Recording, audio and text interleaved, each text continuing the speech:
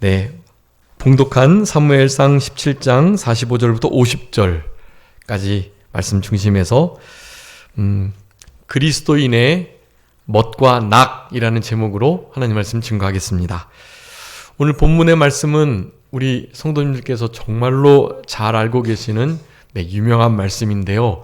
우리 다윗과 골리앗이 맞닥뜨려서 대결을 벌이는 바로 그 장면입니다. 다윗과 골리앗 얘기는 세상에서도 모르는 사람이 없을 정도로 아주 유명한 이야기입니다. 그러니까 싸움의 어떤 비교 대상이 되지 않을 때, 이를테면 군사력 비교가 아예 그냥 불가능할 때, 그럴 때 쓰는 말이죠. 지금 현재 우리나라의 북한과의 상황이 다윗과 골리앗과 같습니다. 왜냐하면 이제 북한에는 핵무기가 있기 때문에 그래요. 그래서 이 전투력과 군사력, 이 모든 재원면에 있어서 그냥 비대칭이 돼버린 거예요. 그전에는 서로 이제 비등비등하고, 이제 북한이 핵 개발을 하기 전까지는 이렇게 좀 우리나라가 조금 더 무기들이 현대화되고 그래가지고 우리나라가 우세했어요. 그냥 우리 나라만 비교할 때요. 물론 이제 미군이 주둔했기 때문에 사실 그것마저도 전략적 전투력이 비대칭이었죠. 그런데 북한이 핵무기를 개발하면서 핵무기가 실제로 이제 위협을 가하면서부터는 아무리 미군이 있건 우리나라 무기가 현대화됐건 핵무기가 터지면 그냥 즉시로 끝이 나버리기 때문에 사실 비교가 되지 않습니다. 지금은 현재.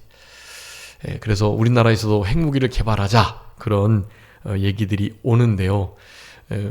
이제 당장에 사실 우리도 개발할 능력이, 실제로 그것을 양산해낼 능력이 있습니다. 근데 이런 핵무기의 비핵화 이렇게 약속한 것들이, 체결한 것이 있으니까 그것을 안 하고 있지만, 당연히 이제 우리나라의 전력의, 군사력의 대칭을 위해서라도 이렇게 있어야 할 필요가 사실 있긴 있는데요.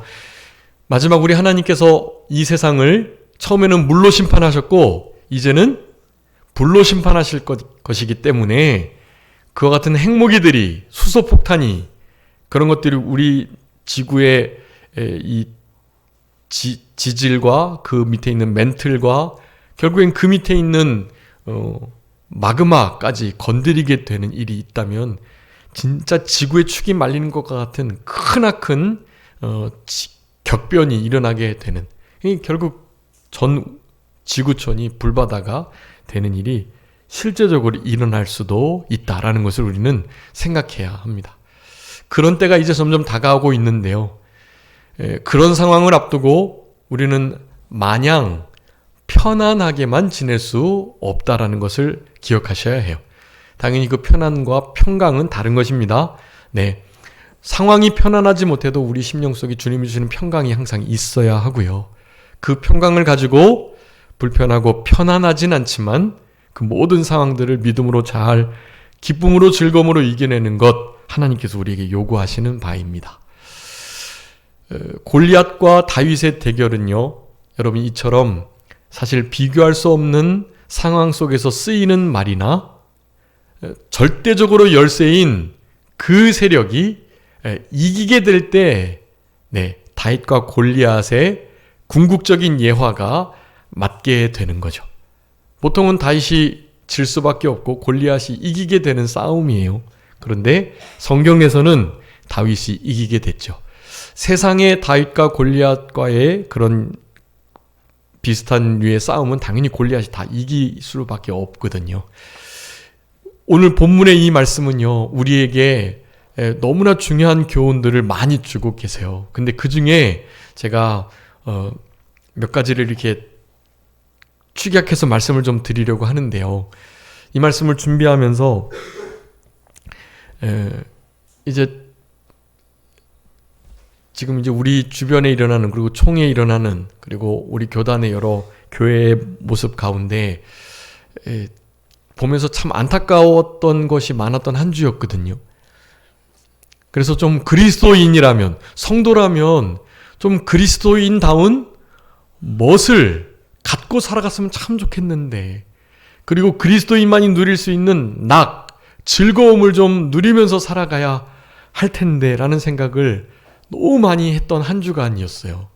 그래서 성경 안에 이 그리스도인의 참된 즐거움과 그 그리스도인의 참된 멋스러움이 어디에서 가장 잘 발견될까라는 생각을 하다가 하나님께서 이렇게 좀 감동을 주셨습니다. 여러분, 오늘 본문이 그리스도인의 멋과 낙을 나타내는 그런 본문이 될까요? 한번 생각해 보셨으면 좋겠어요. 여러분, 이 안에서 어떻게 그리스도인의 멋을 찾을 수가 있을까요? 여러분, 다윗과 골리앗의 그 상황은요, 골리앗에 비하면 다윗은 너무나 한마디로 형편없는 상황이었어요. 네, 뭐 갑옷을 제대로 갖춘 것도 아니고 무기를 제대로 든 것도 아니고, 이제 오늘 17장 읽어보시면 아시겠지만 다윗이 든 무기는 뭐였습니까? 보이는 무기? 다윗이 뭐 들었죠? 네, 물매와 물맷돌. 물맷돌은 몇 개요? 5개. 5개를 주셨다 그랬어요. 그리고 그 맷돌을 물매에 매가지고 이렇게 딱 던져야 되죠. 그러니까 물맷돌 5개를 집어넣어야 할 조그만 구슬주머니 같은 게 있었겠고요. 그래서 우리 성화 보면 다윗과 골리앗 장면에 항상 우리 다윗이 X자로 이렇게 주머니를 하나 메고 있어요. 그 주머니에 뭐 들었겠죠? 네, 물맷돌 5개가 그 안에 들려져 있었어요. 그리고 나서 물매를 딱 줬죠. 그리고 한 손에는 또 뭐가 들려 있었죠? 한 손에 또 뭐가 들렸을까요? 여기 우리 43절 읽어봐 주세요. 43절. 본문 읽지 않았는데 43절. 블레셋 사람이 다윗에게 이르되 내가 나를 개로 여기고 막대기를 가지고 내게 나와왔느냐 하고 그의 신들의 이름으로 다윗을 저주하고. 아멘. 다윗이 뭐 들었다고요?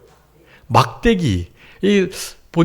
우리 성도님들이 다윗의 물맷돌로 골리앗을 이렇게 딱 머리에 박히게 해가지고는 이긴 것은 아시는데, 실제로 우리 골리앗이 봤을 때 다윗에게 딱 무기라고 할 만한 것은 정말 아무것도 없었는데 막대기가 하나 있었어요. 막대기 뭐 하는 겁니까?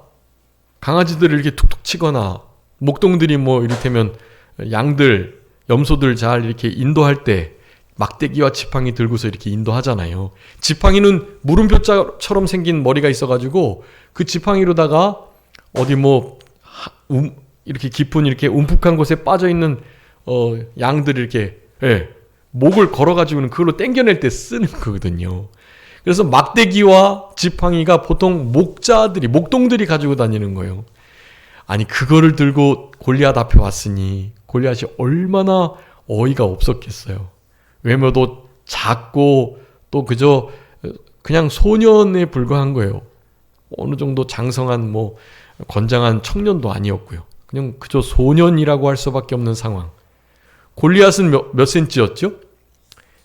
6규빗이라고 그랬기 때문에 한 규빗을 뭐 45cm, 보통 50cm 대충 잡으면 5, 6, 30? 3m가 되는 거거든요. 3m가 되는 거인이었단 말이에요. 그리고 그가 가지고 있는 모든 투구들, 여기 다 그람수가 나와 있어요. 대충 합쳐도 한 50kg는 넘어요. 그거 가지고 다윗을 대항하여 싸우러 나오는데 다윗은 뭐 가지고요? 막대기 하나 들고요. 줄과 같은 그냥 흐물흐물한 물매 하나 들고 말이죠. X자로 물맷돌을 담고 있는 물맷돌 주머니 5개 그저 가지고 말이죠. 그렇게 골리앗 앞에 쓴 겁니다. 여러분, 그 모습을 한번 상상해 보세요. 사실은 싸움이 안 되는 거예요. 여러분, 지금 여태까지 이제 17장 꼭 읽어보셔야 돼요. 골리앗이 야, 우리 전쟁하지 말고 그냥 너희 대표 하나, 그리고 나하고 싸워보자 좀. 그렇게 해서 계속 이스라엘을 조롱하고 막 무시하고 멸시하는 말을 막 하는 거예요. 얼마 동안요? 40일 동안 그리 했다고 말씀하고 있어요. 네. 그러니까 40일째 이 다윗이요, 아버지 이새의 명령을 따라서 형님들에게 좀 이렇게 도시락 전달하려고 왔단 말이에요. 근데 그 골리앗이라는 사람이 감히 살아계신 창조주, 위대하신, 비교할 수 없는 유일한 참된 신이신 우리 이스라엘의 만군의 여호와를 막 함부로 대하니까 이 다윗이 참을 수가 없었던 거예요. 네. 그래가지고 이 모습을 하고 나타난 거예요. 여러분 17장 잘 읽어보셔야 돼요. 이 모습 전에 그런 사람이 있냐? 우리 사울의 아들 누구지요? 용맹한 장수 사울의 아들 요나단도 지금 나서지 못하는 거예요. 그리고 당연히 다윗의 형님, 세 형님 다 못 나서는 거예요. 그때 당시에 하나넬이나 위대한 이스라엘의 장수들 아무도 못 나서는 거예요. 감히 골리앗 앞에는요. 그런데 다윗이 나가겠다고 하니 불러서 한번 얘기를 해본 거예요. 예. 야, 네가 진짜 나갈 수 있느냐? 너 쟤한테 진다. 예. 그랬더니 다윗이 한 말이 있잖아요. 나는 아버지 양떼를 지키면서 사자곰 그 어떠한 나쁜 이 동물들이 와가지고 우리 아버지 양을 빼앗으라고 한다면 나와 함께 하시는 여호와께서 나에게 힘을 주셔가지고 내가 그들을 끝까지 따라가서 반드시 양들을 찾아냈다. 심지어는 곰이나 사자의 입에 물려있는 양까지도 끄집어내가지고 내가 그렇게 내 양들을 돌봤던 사람이다. 그러니 내가 좀 미소년 같고 좀 작아서 너무 이렇게 그렇게 보시는데 걱정하지 마시라. 만군의 여호와께서 계시니까 괜찮다. 그런 말을 해요. 그러니까 어쩔 수 없이 보내긴 보내는데 이제 사울 왕이 썼던 무기들, 갑옷들, 투구들, 뭐 칼들 이런 걸 채워보는 거예요. 근데 당연히 다윗은 순종적인 귀한 하나님의 사람 교육을 잘 받았기 때문에 그런 건 맞지도 않아요. 입어보나 마나죠. 이런 말 안 하고 다 순종해서 입어보고. 그런데 실제로 입어보니까 뭐 고추장스럽고 전쟁을 할래할 수가 없죠. 그러니 그저 내가 나의 방법대로 싸우겠습니다 해가지고 나가게 된 거란 말이죠. 자, 여러분 이 장면에서 여러분이 느끼셔야 해요. 막대기를 들고 물매 하나 가지고 물맷돌 5개 들은 주머니 차고서 그러고서 골리앗 앞에 서는 다윗. 여러분 이 목동 다윗의 이 모습 속에 그리스도인들의 멋을 느끼셔야 하는 것입니다. 제가 생각하면서 이 장면만 떠오르더라고요. 그리스도인이 어떨 때 정말 멋있게 보일까?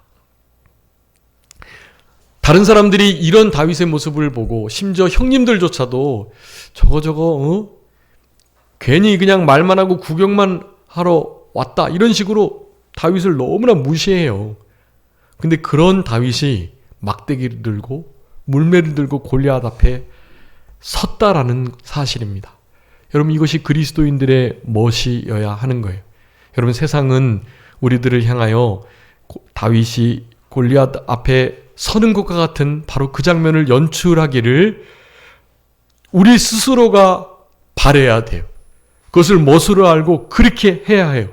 세상은 우리를 골리앗이 다윗을 대하는 것처럼 무시하고 멸시하고 조롱하고 그렇게 대하는 것입니다. 골리앗이 나오면서 방패 부대를 대동했다 그랬어요. 그때 당시에 이제 이 아래쪽은 좀 약해서 창이나 활이나 이런 발목이나 무릎이나 이런 곳에 닿으면 아무리 큰 장수 쓰러지니까 골리앗을 막을 수 있는 방패를 대동해서 실제로 아무 틈이 없었단 말이에요. 그러니 실제로 이길 수가 있는 확률은 그냥 0%입니다. 그럼에도 거기에서는 우리 다윗의 그 모습을 멋있게 여겨야 하고 그것이 누군가가 저런 혹이 저거는 그저 객기에 불과하다라고 말할 수 있는 상황이긴 하지만 다윗은 그냥 나간 게 아니에요. 네, 호기로 나간 게 아니라니까요. 우리 다윗이 무엇을 무기로 나갔을까요? 막대기와 물맷돌이 그의 무기가 아니었어요.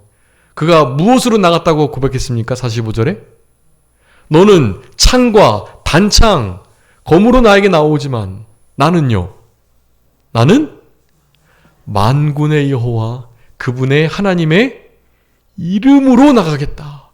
여러분, 만군의 여호와 하나님의 이름이 우리 다윗의 무기였던 거예요. 여러분, 이게 그리스도인의 멋이 되어야 하잖아요. 여러분 삶 속에 만군의 여호와 하나님의 이름을 들고 다른 사람이 볼 때는 불가능한 일이라고 여기는 바로 그 상황 속에 당당하고 담대하게 나서실 수 있는 멋스러운 참된 그리스도인이 되었으면 좋겠습니다. 여러분 삶 속에 그런 다짐이 있으셔야 하고, 이와 같은 어려움의 때에 여러분 이 블레셋과의 전쟁의 때 이제 진짜 지는 거예요. 40일 동안 그렇게 막 해도 안 되니까 사기를 떨어뜨릴 대로 떨어뜨리고 그 다음에 쳐들어오면 그냥 무너지는 거거든요.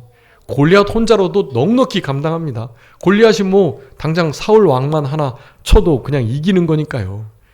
여러분, 이런 상황이 현재 세상과 믿는 그리스도인 크리스찬 교회와의 관계라는 사실을 기억할 때 내가 준비된 다윗과 같이, 그래서 여호와 만군의 하나님의 이름을 들고 바로 그 두려움의 자리에 당당하게 설 수 있는 우리들이 될 수 있도록 준비되시고 힘을 쓰셔야 한다라는 것입니다.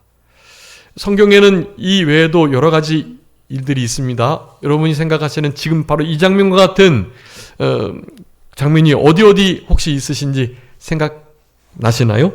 제가 주보에 몇 개 기록해 두긴 했는데요. 여러분, 우리 다윗, 이 골리앗 앞에 섰던 이 다윗과 같은 이 멋스러운 장면이 성경에 사실 찾으면 많이 있습니다. 근데 대표적으로 제가 이 다윗과 골리앗을 지금 이렇게 말씀을 드리는 거고요. 여기에 준하는 정말 멋스러운 장면들이 있어요. 우리가 잘 아시는 것처럼 바로 사사 기드온입니다. 기드온. 우리 그 47절에, 여러분 이 47절이 주보 앞에도 요절로 제가 이제 빼놓은 말씀인데요. 하나님의 구원은 사람의 많고 적음, 칼과 창에 있지 않다라는 것을 당당하게 고백하면서 전쟁이 여호와께 속한 것, 그것임을 선포하고 있는 것입니다. 네, 바로 이 장면이 반복되었던 옛날 일 중에 하나가 바로 이 왕정시대 전에 사사시대, 그 중에서도 바로 이 기드온의 사건, 거기서 우리가 살펴볼 수 있는 바로 그 장면이라고 할 수 있겠습니다. 네, 여러분, 기드온이 미디안과 전쟁할 때 처음에 전쟁하자 해서 이스라엘 백성들 가운데 다 몰려가지고 와서 세보니까 얼마나 모였죠? 3만 2천 명이 왔단 말이에요. 3만 2천 명. 미디안 군대에 비하면 사실은 그 3만 2천 명도 세 발의 피해요. 미디안은요, 그냥 셀 수 없는 무리가 바다의 모래같이 왔다 그랬어요. 최소 10배 이상인 거예요. 그거는 10배, 20, 30배, 100배까지도 될 수 있는 사실 그 정도의 차이입니다. 그런데 3만 2천이 아니라 320만이 돼도 사실 모자랄 판인데 3만 2천도 하나님은 많다고 하시는 거예요. 그래서 두려워하는 사람들 돌아가라 라고 말을 하라는 거예요. 그랬더니 진짜 야, 여기 3만 2천 많이 모였는데 마음에 혹시 두려워하는 사람이 있으면 사기가 떨어지니까 두려워하는 사람 빨리 지금 돌아가. 그랬더니 몇 명이 돌아갔다고요? 2만 2천 명이 돌아갔어요. 그러면 몇 명, 얼마나 남나요? 10,000명 남는 거예요. 10,000명. 네. 근데 그 10,000명도 하나님은 많다고 하시는 거예요. 그래서 어떤 시험을 하나 하죠? 물을 냇가에 가서 먹으라고 하는 거예요. 그랬더니 어떻게 됩니까? 두 모습으로 물을 먹는 사람들이 생겼어요. 첫 번째는 그 시냇가에 얼굴을 확 묻고 그냥 막 벌컥벌컥 막 강아지가 물을 먹듯이 막 벌컥벌컥 먹는 거예요. 근데 한 무리는 어떻게 먹었다고요? 네, 무릎을 꿇고 손에다가 그 냇물을 떠가지고 핥아서 먹는 거예요.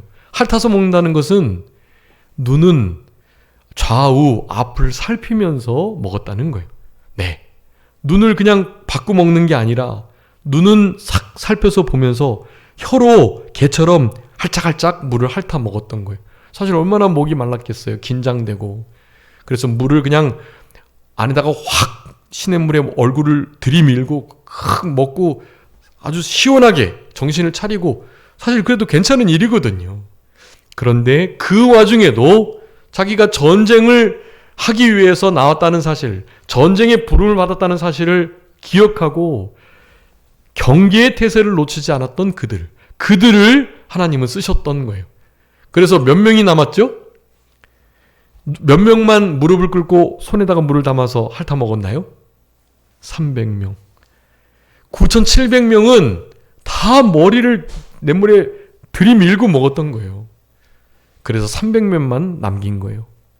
여러분, 그 300명을 가지고 기드온이 바다의 모래와 같은 미디안을 무찌르게 됐던 겁니다.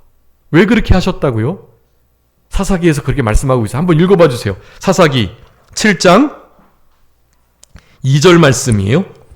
여호와께서 기드온에게 이르시되 너를 따르는 백성이 너무 많은즉 내가 그들의 손에 미디안 사람을 넘겨주지 아니하리니 이는 이스라엘이 나를 거슬러 스스로 자랑하기를 내 손이 나를 구원하였다 할까 함이니라. 아멘.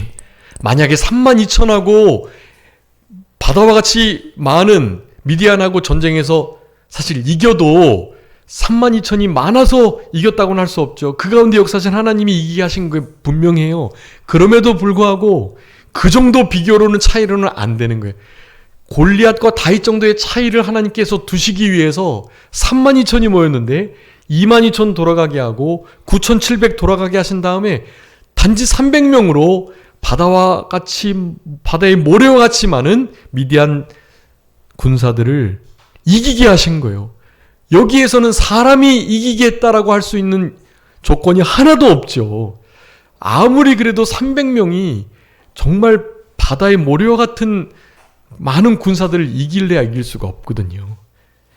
아무리 그래도 그렇지 어느 정도의 계급 차이가, 체급 차이가 있어도 유분수지. 골리앗과 다윗은 사실 그냥 전쟁이 안 되는, 대결이 안 되는 그런 차이였단 말이에요. 네, 여러분, 이때의 기드온과 300명 용사는 그리스도인으로 멋진 참된 성도를 드러낸 거예요. 네, 또 있습니다. 네, 다니엘이 그렇죠. 다니엘이, 여러분 다니엘 6장에 보면 하루에 3번씩 기도하는 거, 그거 딱 걸어가지고 죽이게 하려고 30일 동안 기도를 못하게 했단 말이에요. 그런데 다니엘은 어떻게 했죠? 자기를 위해서 법을 제정한 것을 알고도 그 법을 어기면 사자굴에 던져 넣어질 줄 알면서도 어떻게 기도했다고요? 전과 같이. 네, 전과 같이 하루에 3번 예루살렘을 향하여 열린 창, 그 옥상에서 무릎을 꿇고 감사했다라고 말해요. 네, 여러분, 이게 얼마나 멋진 그리스도인임을 나타내는 예인지 몰라요. 네, 여러분 다니엘 6장 10절 잘 기억해 주세요. 다니엘이 전과 같이 동일하게 하루에 3번씩 예루살렘을 향하여 열린 창을 향하여, 여러분 왜 예루살렘으로 향하여 열린 창에서 기도했을까요? 그것은 솔로몬 왕의 약속의 말씀이었어요. 솔로몬이 성전을 건축하고 하나님께 기도했어요. 하나님, 만약에 우리가 범죄해가지고 포로에 잡혀갔을 때 포로 잡혀간 우리 하나님의 백성들이 마음에 회개하고 어떻게든지 하나님께 기도하려고 이 예루살렘을 향하여, 성전을 향하여 기도하는 그 기도를 제발 들어주세요. 불쌍히 여겨주세요. 그렇게 하나님께 요청드렸거든요. 그 말씀을 근거로 다니엘은 예루살렘을 향하여 성전이 있는 그곳으로 향하여 기도를 드렸던 거예요. 무릎을 꿇고 하루에 3번씩. 그렇지만 하나님 왜 이런 법을 통과해 주셔가지고 나 사제굴에 던져지게 됐는데, 이거 기도도 이거 못하게 됐는데, 숨어서 기도할 수도 없고, 이런 원망불평하지도 않고 여전히 그런 모습을 가지고 무슨 기도를 했다고요? 감사 기도를 한 거예요. 감사 기도를. 그 상황에서요. 여러분, 이것은 진짜 그리스도의 참된 멋스러움을 드러낸 정말 중요한 사건이라고 하겠습니다. 다니엘 세 친구 마찬가지죠. 하나엘, 미사엘, 아사랴. 네, 그네들도 금신상에 절하지 않으면 어떻게 해요? 그냥 죽는 거예요. 죽는 그 상황 속에서 그 하나냐, 미사엘, 아사랴, 다니엘 이 세 친구를 이 느부갓네살 왕이 그래도 아끼고 사랑했기 때문에 기회를 한 번 더 준 거예요. 너희들이 짐짓 그거 일부러 그거 절하지 않은 거 내가 안다. 맞지? 너 일부러 절하지 않은 거 아니지? 다시 한 번 기회 줄 거니까 절해 라고 기회를 준단 말이에요. 그런데도 절하지 않아요. 네, 왕이시여, 우리가 일부러 절하지 않은 거 맞습니다. 그리고 다시 기회를 주셔도 우리는 절할 수 없습니다. 만약에 절을 하게 되면 하나님 앞에 큰 죄를, 우상을 섬기는 죄를 범하는 건데, 하나님 이거 정말 기뻐하시지 않는 일입니다. 만약에 절하지 않을 때 풀무불에 던져 넣는, 특별히 그 풀무불이 전보다도 7배나 더 뜨거운 풀무였는데요. 거기에 던져지면 죽을 줄 알지만 하나님께서, 우리가 섬기는 이 하나님이 우리를 그 풀무불에서 넉넉하게 건져주실 것입니다. 네. 그런데 그리 아니하실지라도, 풀무불에서 우리를 건져주시지 않아서 우리가 다 불에 타서 죽을지라도 우리는 왕에게 전하지 아니할 겁니다. 내게 그렇게 기회를 주셔도 우상에게 절하지 아니하실 줄을 아세요. 절하지 않을 거예요. 라고 말을 하는 거죠. 여러분, 그게 멋스러움인 거예요. 다른 사람들은 다 우상에게 절하는데 하나냐, 미사엘, 아사랴, 이 다니엘의 세 친구는 목을 꼿꼿하게 들고 하나님을 향하여 주님을 바라보며 있었던, 이런 게 바로 멋스러움이라는 거예요. 여러분, 이런 멋스러움을 우리의 삶 속에 구현해내셔야 합니다. 여러분, 본문의 다윗과 골리앗의 이 현장처럼요. 여러분, 우리 세상은 우리를 미워하고 계속해서 골리앗과 같이 우리를 공격하려고 합니다. 여러분, 우리의 참된 멋은요, 우리 다윗의 바로 이 신앙, 기드온과 다니엘과 하나냐, 미사엘, 아사랴, 다윗의 이 세 친구의 이와 같은 마음가짐을 가진 자, 그런 자를 그리스도인의 멋을 아는 자, 그리스도인의 멋을 드러내는 자라고 할 수가 있는 것입니다. 여러분, 우리 다윗이 요절인데요. 다윗의 오늘 본문에도 몇 가지 기록해 두었지만 그 빨간색으로 기록했던 것들을 좀 잘 기억해 주셔야 돼요. 그런데 그 중에서도 가장 핵심이 오늘 주보 앞면에 있는 사무엘상 17장 46절의 말씀이에요. 여러분, 이 말씀에 주목하셔야 합니다. 그 이외에 전쟁이 하나님께 속해 있다든가, 나는 만군의 여호와 이름으로 간다든가, 이런 거 참 중요한 말씀이에요. 너무나 요긴한 말씀인데 이 시간에 정말 딱 한 가지 마음속에 깊이 새기시고 바로 그 말씀으로 남은 때를 살아가기 원하기를 간절히 원하는 것은요, 바로 이 말씀이에요. 여러분, 우리 46절 다 같이 한번 합독하시겠습니다. 시작. 오늘 여호와께서 너를 내 손에 넘기시리니 내가 너를 쳐서 내 목을 베고 블레셋 군대의 시체를 오늘 공중의 새와 땅의 들짐승에게 주어 온 땅으로 이스라엘에 하나님이 계신 줄 알게 하겠고. 아멘. 여러분, 여기에 우리 다윗의 마음에 깊은 외침이 느껴지시나요? 여러분, 다윗이 이렇게까지 한 데에는 무슨 이유가 있었나요? 이렇게 한 다윗이 골리앗 앞에 선 이유가 뭐라고요? 네? 온 땅으로 이스라엘에 누가요? 만군의 여호와 하나님이 계신 줄을 알게 하고자 한 거예요. 여러분, 다윗의 마음에는요, 딱 이거 하나 있는 거예요. 너희들 지금 우리 만군의 여호와 이름을 막 망령되이 일컫고 욕하고 지금 모욕하고 조롱하는데, 너 지금 우리 이스라엘 진영에 만군의 여호와 하나님 계신다. 하나님이 우리와 함께한다. 너희들 이제 끝났다. 이런 마음을 갖는 거예요. 여러분, 세상이 점점 악해져서 실제로 우리가 세상을 이길 수 있을까 하는 그런 안타까움과 그 답답함과 무기력함을 느끼게 될 때가 반드시 있어요, 여러분. 앞으로 이 큰 대환란 속에 여러분 그런 일을 당하시게 될 거라니까요.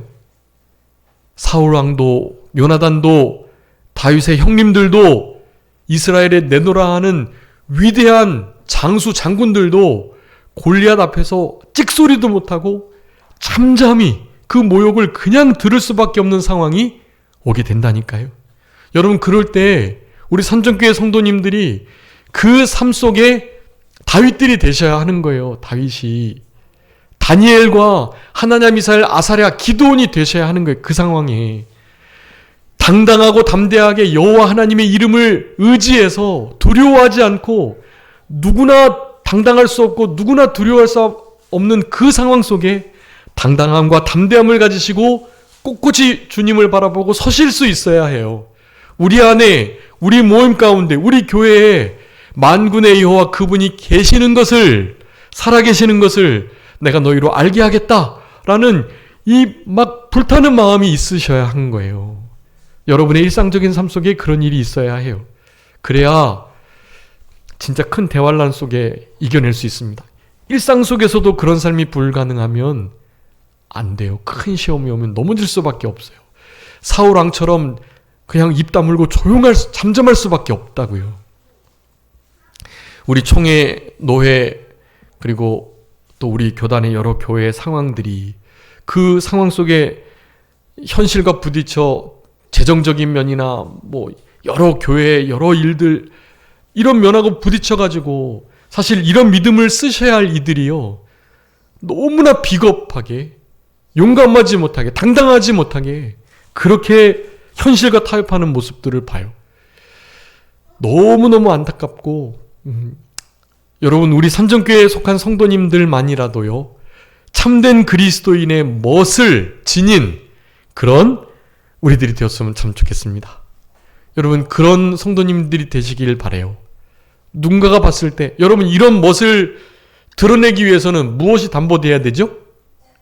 예, 죽음이요, 죽음. 여러분, 골리앗 앞에 가면 죽는 거예요. 죽음이 두려워서 지금 다 못 나오고 있는 거라니까요. 그런데 죽음을 우리는 이겨낸 자들이잖아요. 왜요? 우리는 무슨 생명이 있으니까요? 주님의 부활의 생명을 가지고 있는 자들이니까요. 여러분, 우리는 부활의 생명을 가진 자로 죽어도 괜찮은 거예요. 우리는 우리의 목숨을 진리와 맞바꿀 수 있는 우리들인 거예요. 부활의 신앙이 있으니까. 그 신앙을 가지시고 여러분, 골리앗 앞에, 세상 앞에 당당히 두려움 없이 용기를 가지고 서실 수 있는 우리들이 되어야 하는 것이, 그런 다윗을, 이 시대의 다윗을 하나님은 찾고 계시고, 여러분, 다윗이 이 말을 할 때 하나님이 얼마나 기쁘셨겠어요. 그 누구도 지금 하나님이 살아 존재하고 계시지만 그 이름을 알리겠다고, 이 진영에 하나님이 계심을 나 나타나고 싶다고 말하는 사람이 아무도 없었던 거예요. 여러분, 이런 삶 속에 우리 주님이 찾으시는 한 사람, 그 다니엘, 그 다윗, 그 기드온이, 그 하나냐, 미사엘, 아사랴가 되시도록 우리의 마음을 붙드시고 그런 마음을 가지시고 다윗과 같이 남은 때를 살아가셔야 합니다. 여러분, 다윗이 다윗 되기 위해서는요, 그냥 된 거 아닌 거 아시죠? 목동 생활을 할 때 목 걸고 했어요? 목동 생활도 목숨 걸고 한 거예요. 여러분, 물맷돌 그냥 던져진 거예요? 아니에요. 아버지의 양을 돌보면서 물맷돌을 어마어마하게 연습한 거예요. 물맷돌을 물매에 순간 매가지고 정확하게 그 자리에 던져 넣는 그 일을요, 계속해서 반복하고 연습한 거예요. 여러분, 다윗이 왜 위대한 하나님의 찬양가였는지 아세요? 물맷돌 연습하면서 물맷돌만 연습하면 너무 지루하잖아요. 그러니까 뭐 연습 같이 했죠? 하프를 뜯으면서 하나님을 찬양했단 말이에요. 네. 시편의 표제어로 다윗의 시라는 표현이 7편 딱 있는데요. 그 외에도 사실 다윗이 쓴 게 많은 것 같아요. 표제에만 안 나왔을 뿐. 여러분 다윗의 시편들을 다 보세요. 얼마나 힘이 있고 실제로 낭망할 수밖에 없는 상황이지만 정말 그 상황 속에 여호와 하나님을 의지하는 거예요. 원수갑지 않아요. 하나님께 맡기는 일들을 너무나 잘해 나가는 거예요. 그러면서 하나님의 백성, 선민답지 못한 삶을 살아가지 않도록 얼마나 힘을 쓰는지 몰라요. 여러분 그런 삶을 살아내야 현실에 충성하고 무슨 일하든 죽게 하듯 하면서 그렇게 작은 일에도 충성을 감당하는 그런 성실한 다윗이어야 그래야만 하나님 앞에 그 위기 상황에 쓰임을 받을 수 있는 거예요. 솔로몬 아들이 고백합니다. 열왕기상 3장 6절에 내 아버지 다윗의 신앙은 어떤 신앙요? 성실과 공의와 정직한 마음으로 하나님 앞에서 하나님과 함께 행했다. 그런 아버지께 하나님께서 얼마나 큰 은혜를 베풀어 주셨는지. 예. 아버지 다윗의 아들인 나를 이렇게 세우셔가지고 하나님의 언약의 말씀을 잊게 해주시니 감사합니다. 그렇게 고백을 하는 거죠. 여러분 아들에게 인정받는 아버지 그것만큼 분명한 신앙이 어디 있겠어요? 저도 아들들에게 인정받는 아버지가 되기가 좀 어려울 것 같아요. 네. 더 힘을 쓰긴 하겠지만 자녀에게 인정받는 아버지 그게 참 쉽지 않은 것 같아요. 그런 면에서 우리 다윗이 얼마나 위대한 인물인지 모르겠어요. 아들 솔로몬이 인정합니다. 우리 아버지는 성실과 공의와 정직한 마음으로 하나님을 섬겼다고. 특별히 하나님 앞에서 하나님과 함께 동행하며 살아갔다고. 여러분 이런 자녀의 고백을 인정을 받는 부모, 그런 부모라면 다른 거 필요 없습니다. 성공한 부모님이세요. 네. 여러분 자녀들에게 부끄럽지 않은 그런 다윗의 신앙을 가지고 남은 때를 살아가실 수 있도록 힘쓰시는 우리 모두가 되었으면 좋겠고요. 여러분 이 진영에 하나님이 계시다라는 것을 알게 하려면 어떻게 해야 된다고요? 목숨을 걸고 그 두려움을 대면하여 당당히 서야 한다라는 사실. 여러분 그러기 위해서는 미리 준비되어야 하고요. 그리고 무엇보다 전쟁은 칼과 단창, 검으로 하는 것이 아니라는 사실을, 그 진리를 분명히 깨닫는 것. 그리고 사울왕도 다윗을 보내면서 하나님이 너와 함께 계시기를 원한다 그랬어요. 여러분 하나님이 함께 하심을 누리고 하나님이 함께 하신다는 것을 알리고 싶어서 마음에 불을 듯 그 사실을, 그 진리를 증거하기 위해서 정말 두려움 없이 무슨 일이든 서슴없이 믿음으로 반응하는 것, 그것이 바로 하나님이 찾으시는 다윗의 삶의 모습이고, 이 시대에 진짜 다른 사람들이 볼 때 정말 멋있다 할 만한 그리스도인 참 성도의 삶의 모습이다 라고 할 수가 있겠습니다. 여러분 그 멋스러움을 통해서 즐거움이 생기는 거예요. 여러분 오늘 본문에서 어떤 즐거움이 생겼을까요? 승리의 즐거움이에요. 물론 우리의 즐거움의 핵심은 여호와 그분 존재 자체이어야 합니다. 여호와께서 우리의 기쁨이요 즐거움이요 우리의 행복 그 자체여야 해요. 그분이 우리와 가까이 해주시는 거, 그분이 우리의 기도에 응답해 주시는 거, 그분의 율법의 말씀을 준행하는 거, 그분을 사랑하며 그분을 가장 두려워하는 경외함을 최고의 기쁨으로 삼는 거. 여러분 여호와 경외함을 즐거움으로 삼았던 분이 누구였죠? 이사야 11장에서 지지난해 표였는데, 여호와 경외함을 즐거움으로 삼는 교회, 즐거움으로 삼는 성도라고 우리 표 지지난해였는데, 여러분 누가 여호와 경외하기를 즐거워했죠? 즐거움 삼으셨죠? 여러분 이것만 읽어보고 말씀 마치겠습니다. 이사야 11장 3절 3절인가요? 이사야 11장 2절 한번 읽어주세요. 그의 위에 여호와의 영 곧 지혜와 총명의 영이요 모략과 재능의 영이요 지식과 여호와를 경외하는 영이 강림하시리니 네, 3절요. 그가 여호와를 경외함으로 즐거움을 삼을 것이며 그의 눈에 보이는 대로 심판하지 아니하며 그의 귀에 들리는 대로 판단하지 아니하며 아멘. 그는 예수 그리스도를 가리켜요. 그가 여호와를 경외함을 뭐 삼았다고요? 즐거움을 삼았대요. 여러분, 그리스도인의 멋과 특별히 즐거움, 기쁨, 행복은요 다른 게 아니에요. 그분을 경외하는 것, 그분의 말씀을 경외하는 것, 그분을 최고로, 경외는 사랑하고 두려워하는 거라 그랬어요. 여호와 하나님을 최고로 사랑하고 가장 두려워하는 그것이 우리의 즐거움이 되는 거예요. 여러분, 우리의 즐거움, 그분을 즐거워하는 그 즐거움이 우리의 힘이다. 느헤미야 8장 10절에 말씀했어요.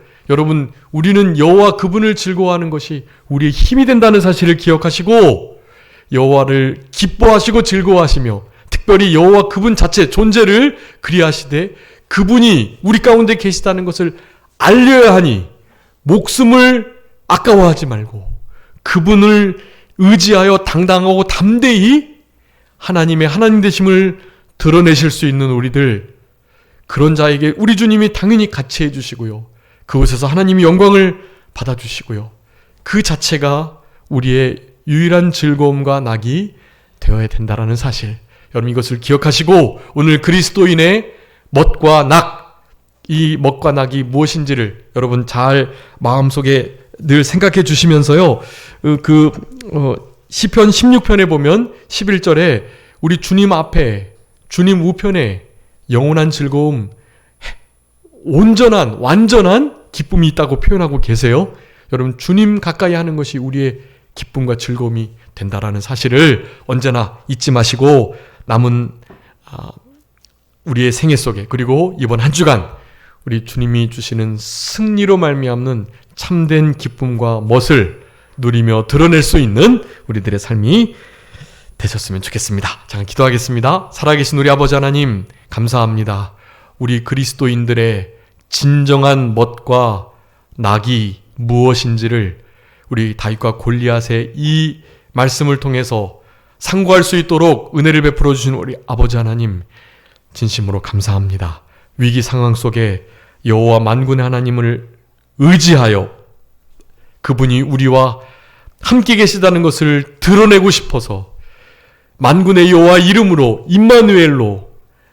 임마누엘의 신앙으로 우리 아버지 하나님께서 우리와 함께 하시기만 한다면 두려울 것이 없고 여호와 경외하기를 즐거움 삼는 것이, 이것이 우리의 힘이 되는 이와 같은 진리의 말씀을 붙들고 세상을 이기며 마귀를 이기며 자기 자신을 이기면서 승리하는 삶을 살아내므로 하나님께 영광을 돌리기를 바라는 귀한 성도들의 신앙의 결단을 이 시간에도 우리들에게 허락하여 주신 우리 아버지 하나님의 은총을 진심으로 감사하옵고 감사합니다.